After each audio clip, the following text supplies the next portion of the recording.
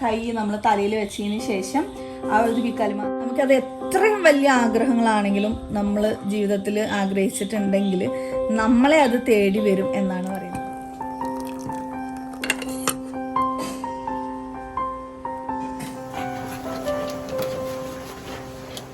Hi all, അസ്സാം വലൈക്കും, welcome back to our channel. ഇവിടെ മക്കൾക്ക് എല്ലാവർക്കും പനിയാണ് കേട്ടോ. നമ്മൾ അന്ന് പറഞ്ഞിട്ടുണ്ടായിരുന്നില്ല. ഇപ്പോൾ ഈ ഒരു ക്ലൈമറ്റ് ആണോ എന്താണെന്ന് അറിയില്ല. സ്കൂളിൽ പോയപ്പോൾ തൊട്ടിട്ട് പാവം ചുച്ചുക്കുട്ടിക്ക് പനിയാണ്, ഇങ്ങനെ പിച്ചുമ്പേയും ഒക്കെ പറയുന്നുണ്ടായിരുന്നു. എന്നെ അമ്മി സ്കൂളിൽ പോകാൻ പറഞ്ഞു, എനിക്ക് സ്കൂളിൽ പോകണ്ട, എൻ്റെ അമ്മീൻ്റെ കൂടെ ഇരുന്നാൽ മതി എന്നൊക്കെ പറഞ്ഞിട്ട് ഇങ്ങനെ എപ്പോഴും ഈ ഉറക്കത്തിലല്ല, എന്താ പറയുക, ഈ പനീൻ്റെ ഒരു പിച്ചുമ്പേയില്ല, അങ്ങനെ പറയുന്നുണ്ട് കേട്ടോ. അപ്പോൾ ആ പനി ഒന്ന് മാറി മീൻസ് കുറച്ചൊന്ന് കുറവുണ്ടെന്ന് വിചാരിക്കുമ്പോഴേക്കും ഹെയ്സൂന് നല്ല പനിയായിരുന്നു. അപ്പോൾ എൻ്റെ ഒരു ഫ്രണ്ട് പറഞ്ഞു തന്നൊരു റെമഡിയാണ് കേട്ടോ, ഹോം റെമഡിയാണ്.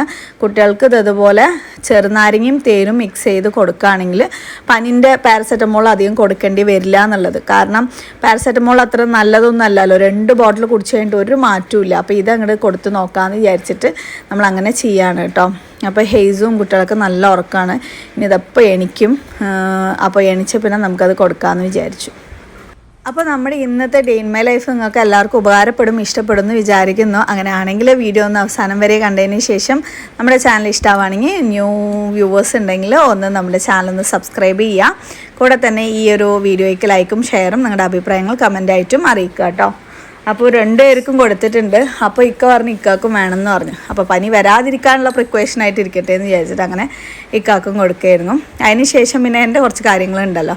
അപ്പോൾ ഞാൻ കുറച്ച് പാലിൽ നമ്മുടെ നട്ട്സൊക്കെ ഒന്ന് കുതിരാനും വേണ്ടിയിട്ട് ഇട്ട് വെച്ചിട്ടുണ്ടായിരുന്നു കേട്ടോ. അപ്പോൾ ഒരു മണിക്കൂർ കുതിരട്ടെ എന്ന് വെച്ചു. പിന്നെ അതിന് ശേഷം എന്നോട് ഒരുപാട് പേര് ചോദിക്കുന്നുണ്ട് നമ്മുടെ ഡയപ്പർ എങ്ങനെയാണ് ഡിസ്പോസ് ചെയ്യാന്നൊക്കെ എന്നുള്ളത്. അത് ശരിക്കും പറഞ്ഞാൽ കുറച്ച് റിസ്ക്കി ആയിട്ടുള്ള പണിയാണ്. അതുകൊണ്ട് തന്നെ ഇവിടെ മുനിസിപ്പാലിറ്റിയിൽ നിന്ന് ഈ വേസ്റ്റ് എടുക്കാൻ വരുന്നവർക്ക് എക്സ്ട്രാ പൈസ കൊടുത്തിട്ട് നമ്മളങ്ങനെ കൊടുത്തു വിടുന്നതാണ് കേട്ടോ.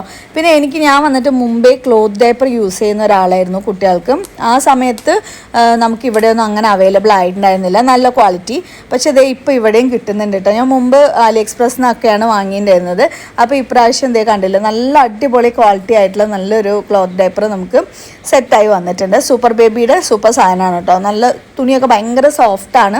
ഒരു 8 to 12 hours ഇത് പിടിച്ച് നിൽക്കുന്നുണ്ട്. നമുക്ക് പുറത്തേക്ക് ഈർപ്പം വരാതെ വെറ്റാവാതെ പിടിച്ച് നിൽക്കുന്നുണ്ട്. ഞാൻ ഹേസന് വെച്ച് നോക്കിയിട്ടുണ്ടായിരുന്നു. പകൽ സാധാരണ വെക്കാറില്ല, അവർ ബാത്റൂമിലേക്ക് പോകും. പക്ഷേ ഇപ്പോൾ എനിക്ക് പെട്ടെന്ന് എണിക്കാൻ പറ്റാത്തതുകൊണ്ട് നമുക്ക് വെച്ച് കൊടുത്തു കഴിഞ്ഞാൽ പെട്ടെന്ന് ലീക്കാകാതെ, ചെറിയ കുട്ടികളല്ലോ, ഒരുപാട് നേരം കൺട്രോൾ ചെയ്യാനും പറ്റൂലല്ലോ, ലീക്കാകാതെയൊക്കെ ഇരിക്കാനൊക്കെ വേണ്ടിയിട്ട് ഹെൽപ്പ് ചെയ്യുന്ന നല്ലൊരു സംഭവമാണ് കേട്ടോ. അപ്പോൾ ഇത് നിങ്ങൾക്ക് ആർക്കെങ്കിലും വാങ്ങണം എന്നുണ്ടെങ്കിൽ ഞാൻ അവരുടെ വെബ്സൈറ്റിൻ്റെ ഡീറ്റെയിൽസ് പിന്നെ അവരുടെ ഇൻസ്റ്റാഗ്രാമിൻ്റെ ഡീറ്റെയിൽസ് എല്ലാം നമ്മൾ ഡിസ്ക്രിപ്ഷൻ ബോക്സിൽ ഇടാം. ഇതുപോലെ 2 ടൈപ്പ് വരുന്നുണ്ട്. നമുക്ക് ഇൻസേർട്ട് വെച്ചിട്ട് യൂസ് ചെയ്യാം, ബൂസ്റ്റർ വെച്ചിട്ട് യൂസ് ചെയ്യാം. അതുപോലെ ഉള്ളിൽ ഇതുപോലെ കവറില്ലാതെ നമുക്ക് എന്തെങ്കിലും നമ്മുടെ ക്ലോത്ത് വെച്ചിട്ടോ അല്ലെങ്കിൽ ഇവരുടെ ഈ ഒരു ഇൻസേർട്ട് ഇതുപോലെ സ്റ്റിക്ക് ചെയ്തിട്ടോ വേണമെങ്കിൽ നമുക്ക് യൂസ് ചെയ്യാം. ഓരോ സമയത്ത് ഇപ്പോൾ പകൽ വെക്കുകയാണെങ്കിൽ അതിനനുസരിച്ചുള്ള ഇൻസേർട്ട് നമുക്ക് യൂസ് ചെയ്യാം. അതിൽ രാത്രി ആണെങ്കിൽ കുറച്ചും കൂടെ ഹെവി ആയിട്ടാണെങ്കിൽ 2 എണ്ണമൊക്കെ വെച്ചിട്ട് നമുക്ക് ഒരെണ്ണം ഉള്ളിലും ഒരെണ്ണം പുറത്തും വെച്ചിട്ട് പിന്നെ ഇടയിൽ ഈ ഒരു മെറ്റീരിയലും ഉണ്ടല്ലോ. അതുകൊണ്ട് തന്നെ കുട്ടികൾക്ക് ഒരുപാട് ഹീറ്റ് പ്രൊഡ്യൂസ് ചെയ്യുന്ന പോലെ തോന്നില്ല.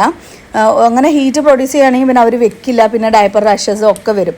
ഇതിൽ പിന്നെ അങ്ങനെയുള്ള ബുദ്ധിമുട്ടുകളൊന്നും കണ്ടില്ല കേട്ടോ. അപ്പോൾ ഇതുപോലെ നമ്മൾ വാങ്ങി വെക്കുകയാണെങ്കിൽ എണ്ണം കുറച്ച് കൂട്ടി വാങ്ങി വെക്കുകയാണെങ്കിൽ നമുക്ക് ചിലവ് കുറവായിരിക്കും മറ്റേ ഡയപ്പേഴ്സൊക്കെ വാങ്ങുന്നതിലും വെച്ച് നോക്കുമ്പം. പിന്നെ അതുപോലെ നമുക്ക് തിരുമ്പാനും ഈസിയാണ് കേട്ടോ. അത് വെറുതെ ഒരു ബക്കറ്റിലിട്ട് ഒലുമ്പിയിട്ട് വാഷിംഗ് മെഷീനിൽ എടുത്തിടാം. അതല്ലാന്നുണ്ടെങ്കിൽ കുറച്ച് സോപ്പ് പൊടിയും കൂടെ അപ്പം തന്നെ ഇട്ടിട്ട് നമുക്ക് വേഗം ഉണക്കിയിടാനും പറ്റും കേട്ടോ. പിന്നെ ഇവരിപ്പോൾ ഇൻസ്റ്റാഗ്രാമിലൂടെ ഒരു ഗിവ് അവേ പ്ലാൻ ചെയ്തിട്ടുണ്ട്. ക്യാഷ് പ്രൈസ് ആണ്. ഇത് വാങ്ങി യൂസ് ചെയ്യുന്ന ആൾക്കാർക്ക് അതിൽ പങ്കെടുത്തിട്ട് ആ ക്യാഷ് പ്രൈസ് വിൻ ചെയ്യാനുള്ള അവസരം കൂടി ഉണ്ട്. പിന്നെ നിങ്ങൾ ഇത് വാങ്ങുകയാണെങ്കിൽ എൻ്റെ ഒരു കൂപ്പൺ കോഡ് Silu10 യൂസ് ചെയ്യുകയാണെങ്കിൽ 10% ഡിസ്കൗണ്ടും കൂടെ നമുക്ക് കിട്ടുന്നതായിരിക്കും. അപ്പോൾ ഡിസ്ക്രിപ്ഷൻ ബോക്സ് ഒന്ന് ചെക്ക് ചെയ്ത് നോക്കുക കേട്ടോ. അപ്പോൾ ഞാൻ നേരെ എനിക്ക് വിശക്കാൻ തുടങ്ങിയിട്ടുണ്ട്. അപ്പോൾ എൻ്റെ പണികളിലേക്ക് കിടക്കുകയാണ്. അപ്പോൾ പാലും നമ്മൾ ഇതുപോലെ നട്ട്സും ഒക്കെ ഇട്ടിട്ട് എപ്പോഴൊന്നും ഞാൻ കുടിക്കുന്നില്ല, എപ്പോഴെങ്കിലുമൊക്കെ നമുക്ക് ടൈം കിട്ടുമ്പോൾ നടക്കുന്നുള്ളൂ. അപ്പോൾ എന്തായാലും ഇന്നും കൂടെ ആവട്ടെ എന്ന് വിചാരിച്ചിട്ട് നേരത്തെ തന്നെ ഞാൻ ഇട്ട് വെച്ചതായിരുന്നു. അപ്പോൾ ഇതൊന്നും ഇനി നമുക്ക് നന്നായിട്ടൊന്ന് അടിച്ചെടുത്തിട്ട് വരാം.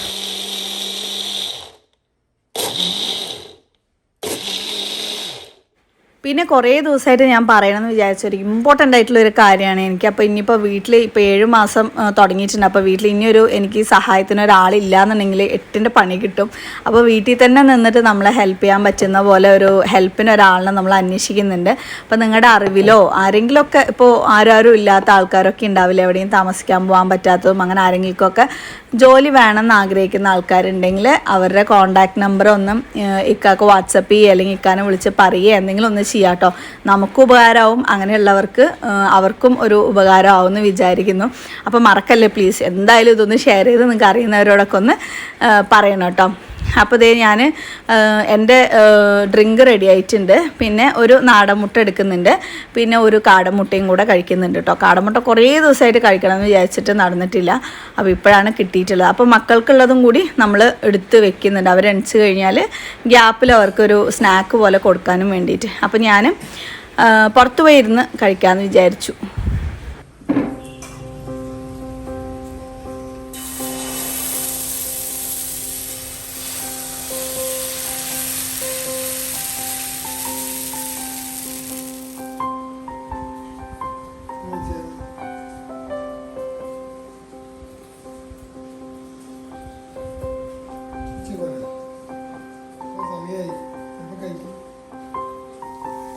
അപ്പോൾ വൈകുന്നേരത്തിന് സ്നാക്കായിട്ട് കടല കുറച്ച് പുഴുങ്ങി വെച്ചിട്ടുണ്ട്. പിന്നെ ഉച്ചക്കലത്തെ പണിയാണ് കേട്ടോ. അതായത് വെണ്ടയ്ക്ക കുറച്ചിങ്ങനെ ഇതുപോലെ ഒന്ന് ഉപ്പേരി ആക്കി എടുക്കുന്നുണ്ട്. മസ്റ്റായിട്ട് ഫുഡിൽ നമ്മൾ പ്രഗ്നൻ്റ് ആയിരിക്കുന്ന സമയത്ത് ഇതുപോലെ പച്ചക്കറികൾ നമ്മൾ കഴിച്ചിരിക്കണം.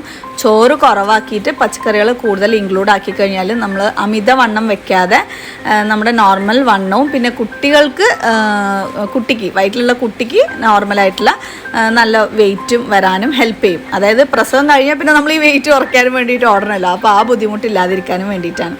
അപ്പോൾ ഇതായി കഴിഞ്ഞ ഉടനെ മക്കൾക്ക് ഇത് വേണം എന്നുള്ള നിർബന്ധം. അപ്പോൾ തന്നെ കഴിക്കാനും വേണ്ടിയിട്ട് കൊടുക്കുകയാണ് കേട്ടോ.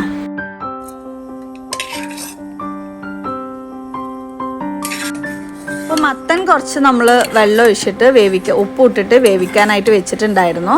അപ്പോൾ അത് ഇനിയിപ്പോൾ റെഡി ആയിട്ടുണ്ട്. ഇനി ഇതിലേക്ക് തേങ്ങ അരച്ചത് ഒഴിക്കുകയാണ് കേട്ടോ. പെട്ടെന്ന് ഉണ്ടാക്കാൻ പറ്റിയ കറിയാണ്. അപ്പോൾ തേങ്ങ അരച്ചത് ഒഴിച്ച് കഴിഞ്ഞാൽ പിന്നെ തളിച്ച് കഴിഞ്ഞാൽ ഈ പണിയും കൂടെ കഴിഞ്ഞു.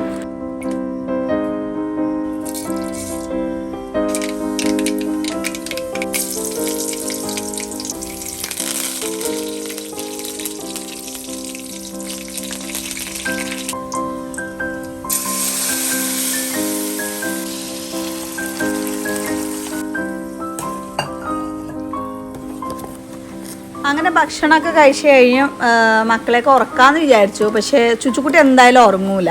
ഹെയ്സനെ ഉറക്കാമെന്ന് വിചാരിച്ചു. ഹെയ്സൻ പിന്നെ അങ്ങോട്ടും ഇങ്ങോട്ടും എണീറ്റ് നടക്കലും പിടിക്കലും ഒക്കെ ആയിരുന്നു. പിന്നെ വൈകുന്നേരത്തിന് അവർക്ക് കുറച്ച് മുട്ട കൊടുക്കാമെന്ന് വിചാരിച്ചിട്ട് കുറച്ച് കൂടുതൽ കാടമുട്ട എടുത്തു.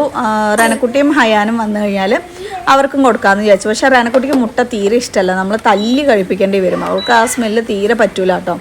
പിന്നെ അത് കഴിഞ്ഞിട്ട് ഞാൻ നമ്മൾ തലേ ദിവസം ഇട്ടിട്ടുണ്ടായിരുന്ന നമ്മുടെ ക്ലോത്ത് ഡയപ്പർ ഒന്ന് കൈകൊണ്ട് പെട്ടെന്ന് ഒലുമ്പിയിടാമെന്ന് വിചാരിച്ചു. ആദ്യം ഞാനൊന്ന് വെള്ളത്തിൽ കുതിർത്തിട്ട് അതിൻ്റെ ആ യൂറിൻ്റെ ഇതൊക്കെ പോയി കഴിഞ്ഞാൽ പിന്നെ വാഷിംഗ് മെഷീനിൽ ഇടാമെന്ന് വിചാരിച്ചത്. പക്ഷേ പിന്നെയും ഒരു മടി, എന്തിനാ അപ്പോൾ വാഷിംഗ് മെഷീനിൽ നമ്മൾ ഒന്ന് നിന്ന് കഴിഞ്ഞ് പറഞ്ഞാൽ പെട്ടെന്ന് നമുക്ക് തന്നെ അലക്കിയെടുക്കാനല്ലേ ഉള്ളൂ എന്ന് വിചാരിച്ചിട്ട് അത് അലക്കാനും വേണ്ടിയിട്ട് പോവാണ് കേട്ടോ.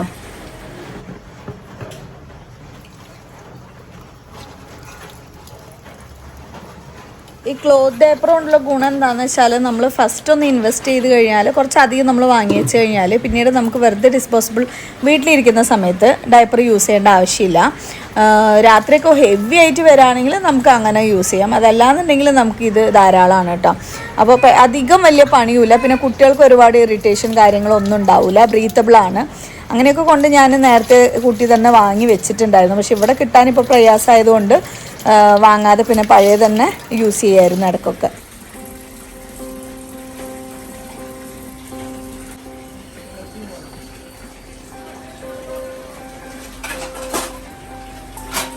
ഇപ്പം ഞാൻ എത്ര പേരിങ്ങനെ ഷെയർ ചെയ്യും, ഇത് എത്രത്തോളം നിങ്ങൾ അംഗീകരിക്കും എന്നൊന്നും എനിക്കറിയില്ല. അപ്പോൾ മഹരിബ് സമയം ഞാനിങ്ങനെ ഓതിക്കൊണ്ടിരിക്കുമ്പോൾ എനിക്ക് പെട്ടെന്ന് തോന്നി.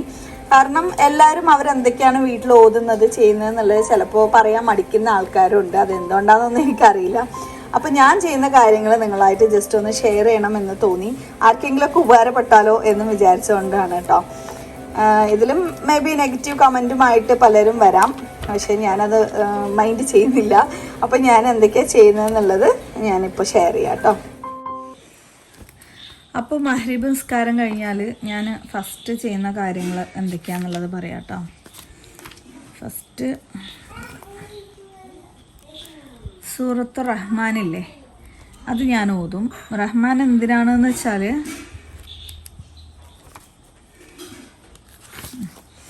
ഇതിൽ വന്നിട്ട് പടച്ചോൻ്റെ ഒരുപാട് പടച്ചോൻ ഭൂമിയിൽ കാണിച്ച ഒരുപാട് കാര്യങ്ങൾ എടുത്തു പറയുന്ന അനുഗ്രഹങ്ങൾ, നമുക്ക് ചെയ്ത അനുഗ്രഹങ്ങൾ എടുത്തു പറഞ്ഞിട്ട് അതിനെക്കുറിച്ച് പറയുന്ന ഒരു സൂറത്താണ്. അതുകൊണ്ട് തന്നെ ഞാൻ ഇത് ഡെയിലി മഗ്‌രിബിന് ഓതാറുണ്ട്. പിന്നെ അത് കഴിഞ്ഞ ഉടനെ ഓതുന്നത് സൂറത്തുൽ വാക്കിയ. ഇത് നിങ്ങൾക്ക് എല്ലാവർക്കും അറിയായിരിക്കും, നമുക്ക് ബർക്കത്തിനും മറ്റേനൊക്കെ വേണ്ടിയിട്ട് ഓതുന്ന ഒരു സൂറത്താണ്. അപ്പോൾ ഇത് ഓതും. ഇത് ഓതി കഴിഞ്ഞിട്ട് പിന്നെ ഞാൻ ഓതുന്ന ഏതാണെന്നറിയാം, സൂറത്ത് മുൽക്കില്ലേ. ഈ സൂറത്ത് മുൽക്ക് എന്തിനാണ് ഓതുന്നത് വെച്ചാൽ ചാടല്ലേ. ഇത് വന്നിട്ട് എൻ്റെ ദാദിമ്മ മരിക്കുന്നതിന് മുമ്പ് ഇങ്ങനെ ഇടയ്ക്ക് ഇങ്ങനെ പറയും, ഞാൻ മരിച്ചു കഴിഞ്ഞാൽ ഡെയിലി എനിക്ക് വേണ്ടിയിട്ട് നീ സൂറത്ത് മുൽക്ക് ഓതോ എന്ന് കണ്ട് ചോദിക്കും. അപ്പോൾ അത് ഓർമ്മ വരുന്ന സമയത്ത് ശരി, അത് ഓർമ്മ വരുന്ന സമയത്ത് സൂറത്ത് മുൽക്ക് ഓതാറുണ്ട് കേട്ടോ.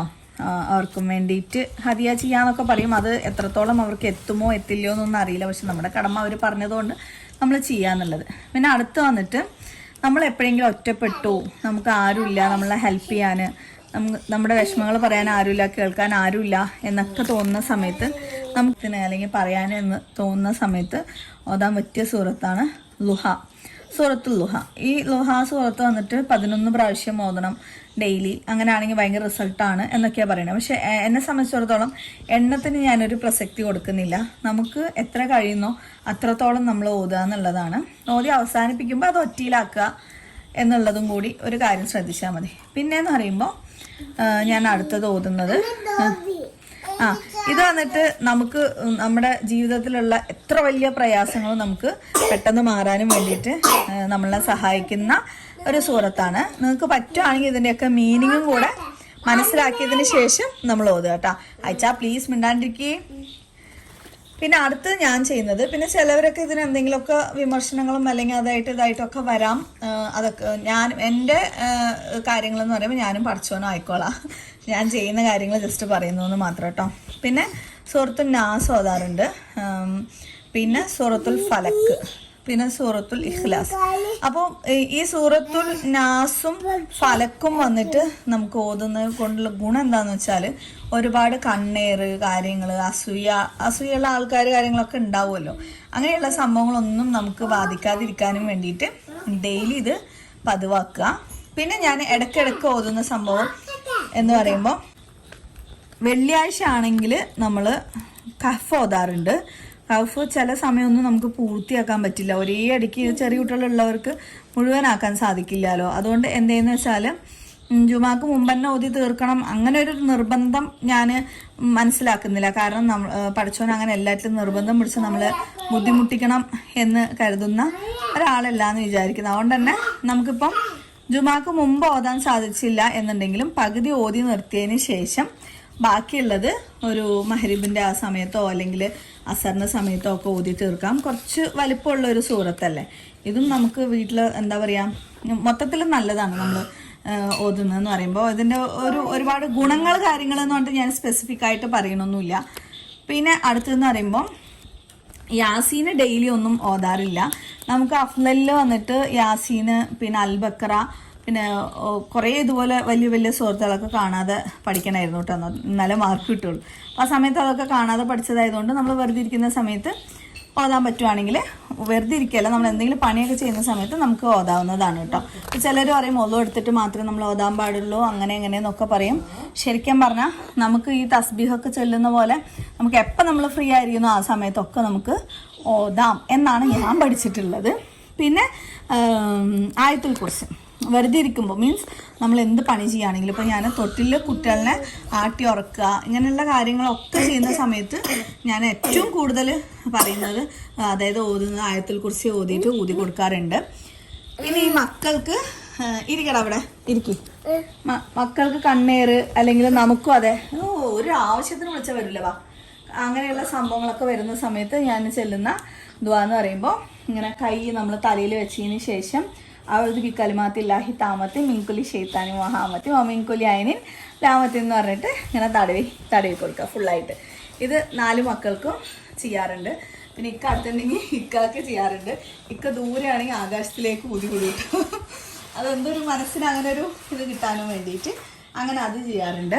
പിന്നെ നമ്മൾ ഏറ്റവും കൂടുതൽ നമ്മുടെ ജീവിതത്തിൽ ചൊല്ലേണ്ട ഒരു സംഭവം ഇസ്തിഗ്ഫാർ ചെയ്യാന്നുള്ളത്. അസ്തഗ്ഫിറുള്ള എന്ന് പറയുകയാണെങ്കിൽ നമുക്കത് എത്രയും വലിയ ആഗ്രഹങ്ങളാണെങ്കിലും നമ്മൾ ജീവിതത്തിൽ ആഗ്രഹിച്ചിട്ടുണ്ടെങ്കിൽ നമ്മളെ അത് തേടി വരും എന്നാണ് പറയുന്നത് അസ്തഗ്ഫിറുള്ള. അപ്പോൾ ചിലർ വിചാരിക്കും നമ്മൾ അത്രത്തോളം പാപം ചെയ്തിട്ടാണോ ഈ അസ്തഗ്ഫിറുള്ള പറയുന്നത്. നമ്മളെ ഒന്നും നോക്കണ്ട, പ്രവാചകൻ സല്ലല്ലാഹു അലൈഹി വസല്ലമ അത്രയും അസ്തഗ്ഫിറുള്ള ചൊല്ലിയിട്ടുണ്ട് എന്നാണ് പറയുന്നത്. അതായത് നബി ഒരു പാപവും ചെയ്തിട്ടില്ലല്ലോ. അപ്പോൾ ഈ അസ്തഗ്ഫിറുള്ള നമ്മൾ വർദ്ധിപ്പിക്കും തോറും നമ്മുടെ ആഗ്രഹങ്ങൾ എന്തെങ്കിലുമൊക്കെ നമുക്ക് ആഗ്രഹം നടക്കണം എന്നുണ്ടെങ്കിൽ അസ്തഗ്ഫിറുള്ള ഏറ്റവും കൂടുതൽ നമുക്ക് ഉപകാരപ്പെടും. ഇതിലൊക്കെ ഉപരി നമ്മൾ ഈ ഇഹലോകത്തിൻ്റെ കാര്യത്തിന് വേണ്ടി മാത്രമല്ല, പരലോകത്തിൽ ഏറ്റവും കൂടുതൽ നമുക്ക് കൂലിയും കിട്ടും, ഇവിടെയുള്ള നമ്മുടെ കാര്യങ്ങളും നടക്കുകയും ചെയ്യും. അപ്പോൾ ഇത് പെട്ടെന്ന് എനിക്ക് തോന്നിയതാണ്. ഇതൊരു ഏതെങ്കിലും ഒരു വീഡിയോയിൽ പറയാം ആർക്കെങ്കിലും ഒരാൾക്കെങ്കിലും ഒരു ഉപകാരം ചിലപ്പോൾ അതൊന്ന് കിട്ടിയാലോ എന്ന് തോന്നി. നിങ്ങളിൽ ആരെങ്കിലും ഒരാളെങ്കിലും ഡെയിലി ഇങ്ങനെ പതിവാക്കുകയാണെങ്കിൽ നിങ്ങളുടെ വീടുകളിലുള്ള അല്ലെങ്കിൽ നിങ്ങളുടെ മനസ്സുകളിലുള്ള നിങ്ങളുടെ പ്രയാസങ്ങളും ബുദ്ധിമുട്ടുകളും ഒക്കെ മാറി കിട്ടും എന്നും തോന്നിയതുകൊണ്ടാണ് ഞാൻ ജസ്റ്റ് ഷെയർ ചെയ്തെന്ന് മാത്രം കേട്ടോ. ഇപ്പം എനിക്ക് അധികം സാധിക്കുന്നില്ല ഓതാനൊന്നും. ഈ ബ്രീത്തിങ് ട്രബിൾ ഉണ്ട്. അപ്പോൾ ചിലപ്പോൾ മനസ്സിലോതും ഖുർആൻ തുറന്ന് വെച്ചിട്ട്, ചിലപ്പോൾ കുറച്ച് ഒച്ചത്തിലോതും, കുറച്ച് സൗണ്ട് കുറവാക്കി ഓതും. അപ്പോൾ നമ്മളെ കൊണ്ട് കഴിയുന്ന രീതിയിൽ നമ്മൾ ഓതി മുഴുവനാക്കുക എന്നുള്ളതാണ് മെയിനായിട്ടുള്ളൊരു കാര്യം കേട്ടോ.